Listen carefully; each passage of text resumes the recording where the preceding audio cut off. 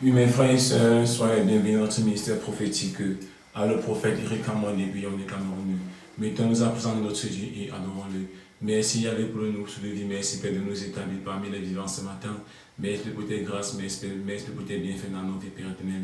Malgré nos faiblesses, Père, tu n'abandonnes pas ta créature, Père, parce que tu sais que nous sommes faibles dans la chair, Père, éternel. Voilà pour être le Père.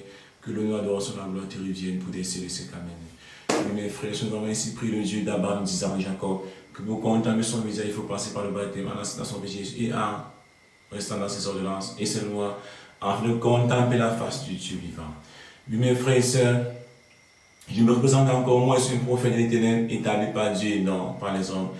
Dieu m'a été un prophète selon ma façon de le chercher, selon ma façon de le louer, selon ma façon de le magnifier. Parce qu'après chaque prière, Dieu me donne les révélations, j'ai des prophéties et Dieu me dit, va transmettre ce message à mon peuple.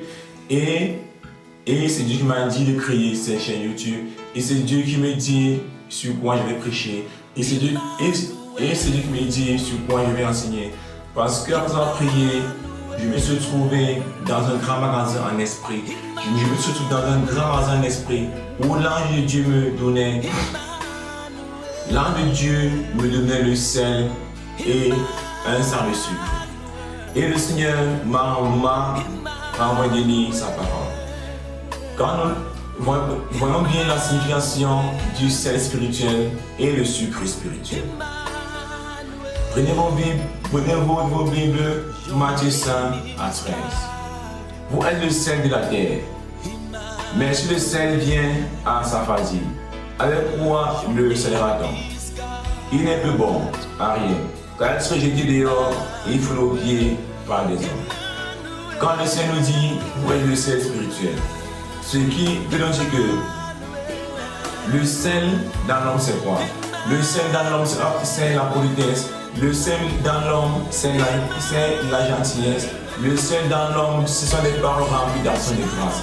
Le sel dans l'homme, c'est visiter les orphelins, c'est visiter les opprimés, c'est visiter les vœux, c'est rendre visite aux prisonniers et aux malades. Selon ça, le sel dans l'homme. Le sel dans l'homme, selon Dieu, ce sont les paroles remplies de grâce, ce sont les paroles de consolation. C'est dans ça que Dieu appelle le sel. C'est dans ça que Dieu appelle le sel. Et quand nous consultons encore bien, Colossiens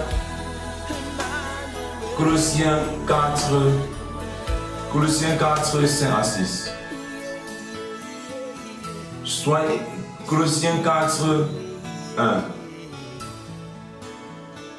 Colossiens 4, 3.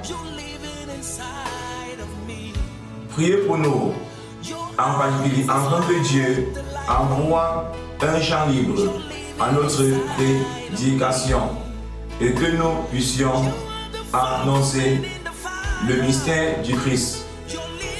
C'est à cause de lui que je suis dans les fers. Ordonnez-moi de le publier. Ordonnez-moi de le publier en parlant comme je le dois. Conduisez-vous avec sagesse envers ceux du dehors. Sachez tirer parti de la période période présentée. Que votre langage soit toujours aimable, plein d'entrepôts, avec l'art de répondre à chacune comme il faut. Le Seigneur dit que vos paroles, sachez en tirer période présente. Sachez répondre aux gens, sachez parler aux gens, et que vos paroles soient des paroles aimables, et que vos paroles soient des paroles que l'on et que vos paroles soient des paroles où l'on peut en tirer profit, où l'on peut trouver la guérison à travers vos paroles, que l'on peut trouver du soulagement à travers vos paroles. Avec l'art de répondre à chacun. C'est dans ça le sel spirituel dans l'homme. C'est dans ça que Dieu appelle spirituel. Parce que Parce que si quelqu'un vient te décourager, si donc quelqu'un vient t'avancer une mauvaise parole, si donc quelqu'un vient nous dire que c'est impossible, il n'a pas le sel spirituel, si il n'a pas de dire, il n'a pas le sel spirituel. Le sel spirituel, c'est ça va aller, c'est prier, c'est consoler celui qui est déprimé, c'est l'orienter vers le Seigneur. C'est donc ça que j'appelle le sel spirituel. Et le Seigneur nous redit bien dans Lévitique 1:12. Dans Lévitique 2:3, que si tu ouvres que si tu offres ton aliment à Dieu, que ton aliment soit plein de sel. Comme on dit que si tu t'offres à l'Éternel, si tu es consacré à Dieu, que tu sois plein d'action de grâce, que tu sois plein de compassion, que tu sois plein de pitié, que tu sois souciant des autres.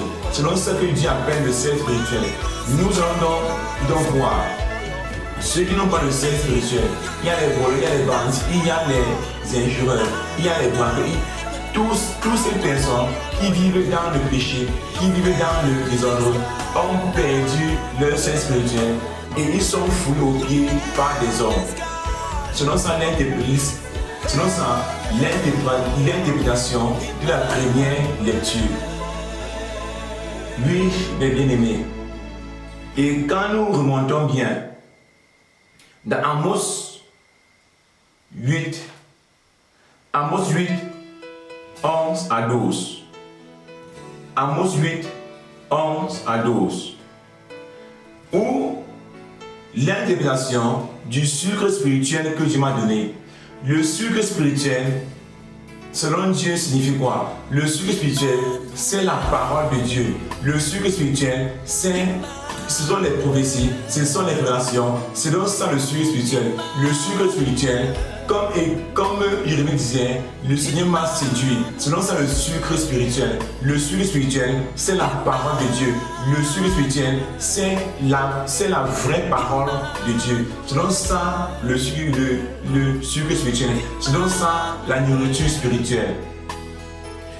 Et le Seigneur dit, voici venir des jours au rang de Yahvé, où j'enverrai la faim dans le pays. Non pas une faim de pain, non pas une soif d'eau, mais dans la parole de Yahvé. On ira du bas, d'une mer à l'autre mer, du nord au levant, on ira pour chercher la parole de Yahvé, et on ne trouvera pas. Le Seigneur dit que des moments viennent, des jours viennent où les hommes chercheront sa parole, ils ne trouveront pas. Dieu nous dit que les jours viennent et les moments viennent où les hommes chercheront sa parole, ils ne trouveront pas. Bien-aimés, et nous sommes déjà en cet temps-là. Nous sommes déjà en cet temps-là. Dieu nous a parlé en parole. Dieu nous parle de ceux qui sont déjà au séjour des morts. Parce que au séjour des morts, beaucoup cherchent la parole de Dieu, ils ne trouvent pas. Au séjour des morts, beaucoup ont soif d'eau, beaucoup ont soif de l'eau, beaucoup ont soif de la nourriture, beaucoup ont soif de l'eau, pas de l'eau physique, pas de la nourriture physique, mais d'entendre la parole de Dieu. Lui, le Saint-Esprit, et le Saint-Esprit viennent me révéler l'histoire du riche et du pauvre Lazare. Ce riche, au séjour des morts, il avait soif de l'eau, pas de l'eau physique, mais de l'eau spirituelle. Et l'eau spirituelle, c'est la parole de Dieu. Nous voyons comment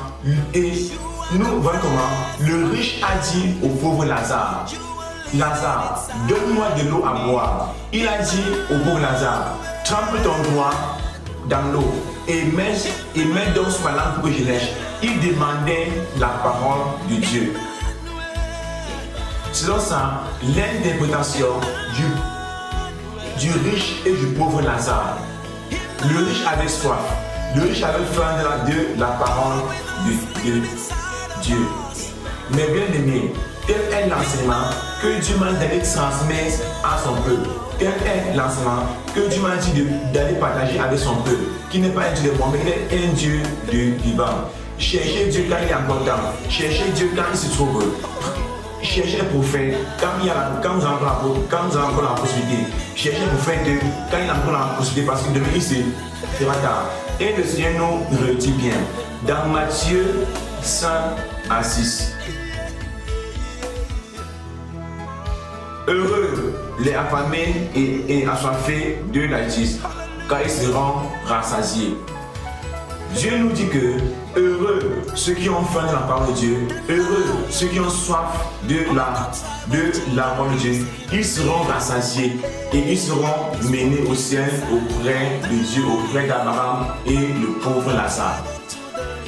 Mes frères et sœurs, vous qui méprisez les pasteurs, vous qui méprisez les prophètes, vous qui repoussez la parole de Dieu, vous qui n'êtes pas au temple, vous qui n'êtes pas baptisés, réconciliez-vous avec Dieu pour ne pas être surpris à la dernière minute, pour ne pas vous trouver dans la situation du riche et du pauvre Lazare. Tel est l'enseignement que Dieu m'a dit d'aller transmettre à son peuple. Telle est la prophétie que Dieu m'a dit d'aller transmettre à son peuple. Lui, Seigneur Père éternel, j'ai transmis le message à ton peuple, Yahvé. Que nous annonçons la gloire revienne pour les siècles des siècles. Amen. Oui, frères et sœurs, abonne-toi la nuit et partage les 5 matins. Ciao, bye bye, au revoir. Retrouvons-nous pour la nouvelle prophétie. Ciao.